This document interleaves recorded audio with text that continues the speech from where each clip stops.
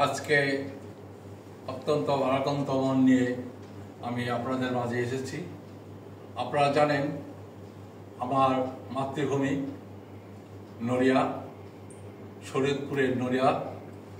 আজকে নড়িয়া এমন একটি কাণ্ড ঘটতে যাচ্ছে, আগামীতে হয়তো নড়িয়া নদীগর্ভে চলে যেতে পারে। আমরা দেখেছি মাত্র কয়েকদিন আগে একটা চক্রান্ত আমাদের নড়িয়াকে গ্রাস করার জন্য প্রায় 20 থেকে 30টি কাটার ড্রেজার নিয়ে নদী খনন করছেন। এর উপরে আমি যখন বাংলাদেশে প্রথম আসি, আমি আমার এলাকার ডিসি সাহেবের সাথে আমি আলাপ করেছিলাম এই নদী গর্ভে যাতে নড়িয়া ভেসে না যায় সেজন্য পদক্ষেপ নেওয়ার জন্য। তিনি তখন পদক্ষেপ নিয়েছিলেন এবং ব্যবস্থাও করেছিলেন। হঠাৎ করে আবার আজকে কেন এই অবস্থা দাঁড়িয়েছে? সেখানে হাজার হাজার মানুষ আজকে দেখা যাচ্ছে হয়তো নদী গর্ভে চলে যাবে এই এলাকা এবং শরীয়তপুরের নড়িয়া থানা এবং সুরেশ্বরের অবধিতে আজকে তাদের অবস্থান। আমি প্রশাসনকে বিশেষভাবে অনুরোধ করব, আপনি আপনার প্রশাসনকে নিয়ে এই মাটি কাটা বন্ধ করুন।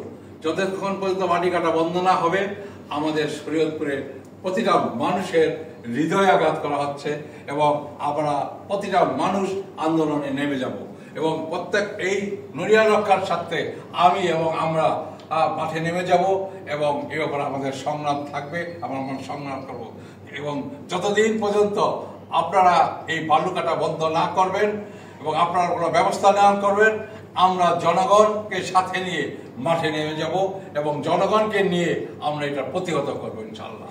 আমি আবারও আপনাদেরকে অনুরোধ করছি, আমাদের নড়িয়াকে বাঁচান, নড়িয়ার জনগণকে বাঁচান, নড়িয়াকে আজকে নদীগর্ভ থেকে নড়িয়াকে আপনারা উদ্ধার করুন। আজকে জনগণ যা চাচ্ছে আমরা জনগণের রাজনীতি করি, জনগণকে নিয়ে আমাদের আগামীতে রাজনীতি। এই জনগণের বাইরে যাওয়ার আমাদের কোনো রাস্তা নাই। অর্থাৎ জনগণ যদি না থাকে, জনগণের যদি অবস্থান না থাকে, তাহলে আমাদের কোনো রাজনীতি থাকবে না। আমি আমার নেতার আদর্শের প্রতি শ্রদ্ধা রেখে আমি বলবো, যারা এটার সাথে জড়িত তারা এটা বন্ধ করুন।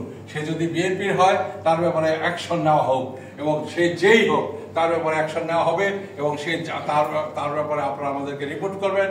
আমি কেন্দ্রীয় কমিটি জানাবো, প্রয়োজন হলে আমি আমার সবাইকে নিয়ে আমাদের নেতা জনাব তারেক রহমানকে অবহিত করব, যাতে এই নদীগর্ভ থেকে আমরা যাতে বাঁচতে পারি, নড়িয়া যাতে বাঁচতে পারে, নড়িয়ার জনগণ যাতে বাঁচতে পারে, সেই দিকে লক্ষ্য রেখে আপনাদের প্রতি শ্রদ্ধা রেখে এবং আগামীকালকে জনগণের একটি প্রতিবাদ সভা রয়েছে এবং বিশাল ধরনের প্রতিবাদ সভা আগামীকাল সকাল 10টায় নড়িয়ার জনগণ যে প্রতিরোধ সভা দিয়েছেন সেখানে আপনারা সবাইকে অংশগ্রহণ করার জন্য অনুরোধ করছি। আপনারা সবাই অংশগ্রহণ করবেন এবং টিএনও অফিসের সামনে সেই সমাবেশ হবে এবং টিএনওকে একটি স্মারকলিপি দেওয়া হবে। সেই স্মারকলিপিতে আপনারা দেওয়ার সময় আপনারা সবাই থাকবেন এবং টিএনও সাহেবকে বলবেন এবং ডিসি সাহেবকে বলবেন তারা যেন অতি শীঘ্র ব্যবস্থা গ্রহণ করেন। যতদিন পর্যন্ত ব্যবস্থা গ্রহণ না করা হবে চলমানভাবে আমাদের আন্দোলন চলবে ইনশাআল্লাহ। আপনারা সবাই ভালো থাকুন, সুস্থ থাকুন। আল্লাহ হাফেজ।